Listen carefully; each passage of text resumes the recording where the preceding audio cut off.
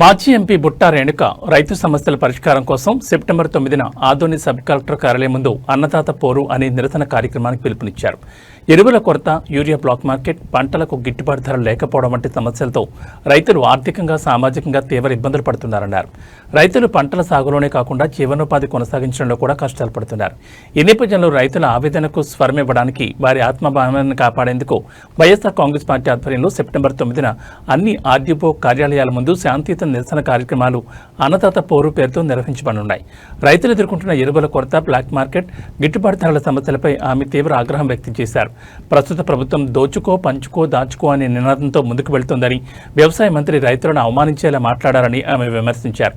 రైతుల ఆత్మగౌరవాన్ని కాపాడడానికి అందరూ నిరసనలో పాల్గొనాలని ఆమె పిలుపునిచ్చారు. ప్రభుత్వం ఏదైతే మనకి సెంటర్స్ ఉన్నాయో,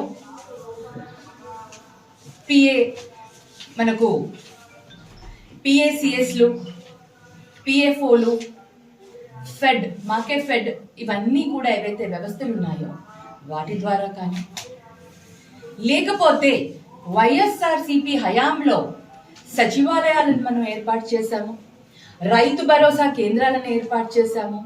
వీటి ద్వారా అయినా వాళ్ళందరికీ కూడా అందించే సదుపాయాన్ని వాళ్ళు ఆలోచించి ఉండాల్సింది. ఇవేమీ చేయకుండా ఎటువంటి ఇబ్బంది లేదు అని ప్రజలందరికీ కనిపిస్తుంది. రైతులు ఎంత ఇబ్బందులు పడుతున్నారు, కానీ ప్రభుత్వానికి మటుకు కనిపించట్లేదు. దాని మీదుగా మళ్ళీ వాళ్ళు ఏమంటారంటే ఎక్కడ ఏమీ ప్రాబ్లం లేదు, అన్నీ సవ్యంగా ఉన్నాయి. చూసుంటారు, మన కర్నూలు జిల్లాలోనే ఒక రైతు ఉల్లికి ధర రాలేదని చెప్పి వీడియో తీసి ఆయన ఆత్మహత్య ప్రయత్నం ఎలా చేసుకున్నాడు. మన కర్నూలు గవర్నమెంట్ హాస్పిటల్లోనే ఉన్నారు. మా president, Kurnool president S V Mohan Reddy గారు, మిగతా వాళ్ళందరూ కూడా పరామర్శించడం జరిగింది. నిన్న కర్నూలులో కూడా రైతులందరూ కూడా ధర్నా చేయడం జరిగింది. ఉల్లికి ధర లేదు, అలాగే చీనీ కానివ్వండి, మిగతా ఏ పంటకి కూడా, మిరప కానివ్వండి, పత్తి కానివ్వండి, వర్షాల వల్ల పాడైపోయిన వాటికి కానివ్వండి, ఎక్కడా కూడా కనీస గిట్టుబాటు ధర అంటూ లేదు. ఎవరిని కూడా ఆదుకోవట్లేదు. మరి ఈ ప్రభుత్వం ఏం చేస్తుంది? మీద నుంచి మేము అన్ని చేసేస్తున్నాం, మేము ప్రజల్ని ఆదుకుంటున్నాం అనేసి వీళ్ళు అంటున్నారు. మా హయాంలో వైఎస్ఆర్సిపి గవర్నమెంట్ లో వైఎస్ జగన్మోహన్ రెడ్డి గారు అప్పుడు కూడా ఇలాగే గిట్టుబాటు ధరలు రాని సమయంలో 9,700 చిల్లర, అప్రాక్సిమేట్లీ చిలుకు టన్నులు ఉల్లిని కొని మార్కెట్లో వాటిని అమ్మడం జరిగింది. అంటే ప్రభుత్వమే కొని వాళ్ళకి గిట్టుబాటు ధర ఇవ్వడం జరిగింది. అప్పుడు జగన్మోహన్ రెడ్డి గారు గిట్టుబాటు ధర కింద, గిట్టుబాటు నిధి కింద, అందరికీ కూడా నా నమస్కారం. ఈరోజు గత కొన్ని నెలలుగా రైతన్నలు పడుతున్న ఇబ్బందుల గురించి మనందరం చూస్తున్నాం.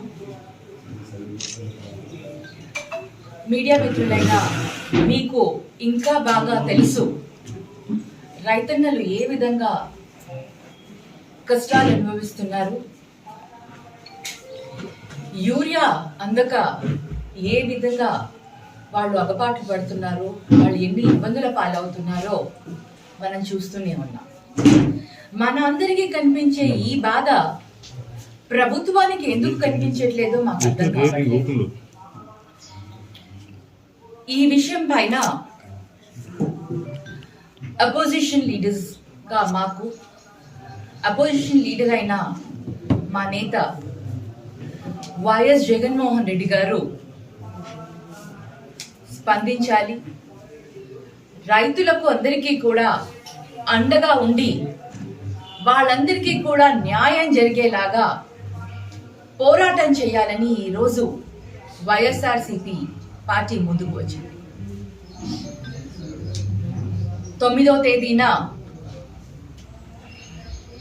మేమందరం కూడా రైతన్నలకు జరుగుతున్న అన్యాయం పైన, వాడు చేస్తున్న పోరుకి మద్దతిస్తూ, రైతులు చేస్తున్న పోరుకి మద్దతిస్తూ ఈఓ ఆఫీసులకు వెళ్ళి వారికి వినతి పత్రాన్ని అందించబోతున్నాం.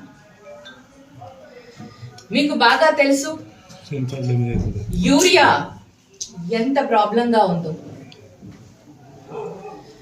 యూరియా కోసం రైతులు రాత్రనక పగలనక లైన్లలో నుంచుని ఎదురు చూస్తూ ఉంటే, యూరియాని అందించాల్సిన బాధ్యత ప్రభుత్వానికి ఉంటే ఆ కష్టాన్ని అర్థం చేసుకోకుండా ఎగతాళి చేసి మాట్లాడడం నిజంగా చాలా బాధాకరం.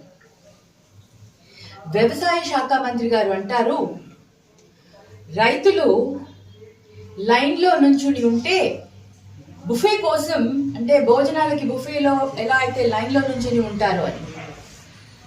వ్యవసాయ శాఖ మంత్రి గారు ఒకటి ఆలోచించాలి, మీరు మనం బుఫే కోసం లైన్లో నుంచుంటే అన్నం తినేదానికి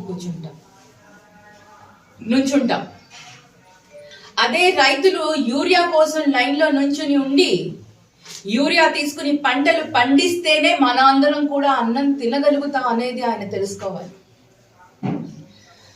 రైతునే వాళ్ళు లేకపోతే ఈరోజు రైతులు యూరియా లేక, గిట్టుబాటు ధర లేక ఆత్మహత్యలు చేసుకుంటున్నారు. ఆ రైతు కనుక ఒక్కసారి ఆలోచించి, నాకు కూడా ఈ వ్యవసాయం వద్దు, నేను కూడా వేరే పని చేసుకొని బతుకుతానంటే, మరి మనం అందరం ఏం తిని బతకాలో ఒక్కసారి ప్రభుత్వం ఆలోచించాలి. రైతుని మాట వరుసకే మనం రాజు అంటాం.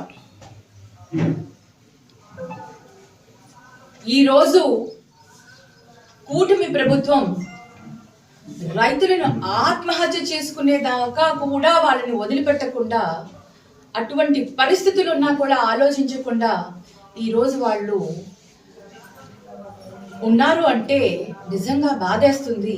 మానవత్వం అనేది ఎక్కడ పోయిందో అర్థం కాని పరిస్థితి. ఈరోజు బ్లాక్ మార్కెట్లో 250 రూపాయలు, 270 రూపాయలకు దొరికే యూరియాని బ్లాక్ మార్కెట్లో వాళ్ళు 450 నుంచి 600 రూపాయలకి అమ్ముతున్నారు.